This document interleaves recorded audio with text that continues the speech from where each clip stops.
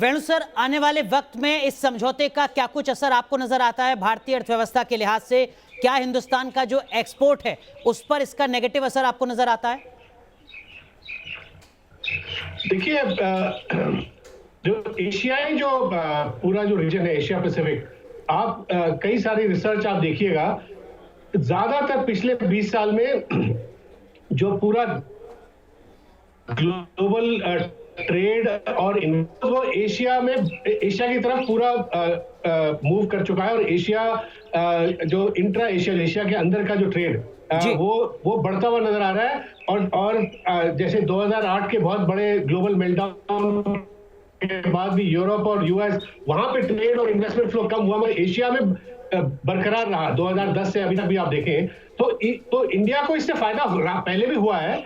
और अब मेरे को लगता है कि इंडिया को इससे कम फायदा होगा, क्योंकि अब आप देखिए, ये हम चाइना, इंडिया में भी लोग कहते हैं कि चाइना अब हाई टेक्नोलॉजी की तरफ जा रहा है, और जो लेबर इंटेंसिव जो मैन्युफैक्चरिंग वो चाइना से हटके और देशों में जा रही है। तो बड़ी जो बहुराष्ट्रीय कंपनियां चाइना से हटा के वियतनाम, फिलीपींस वगैरह ले जा रही है।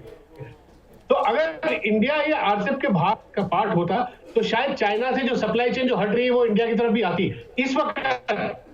ठीक है, तो आप कह रहे हैं कि जो सप्लाई चेन है उसकी संभावना थोड़ी कम होती नजर आती है।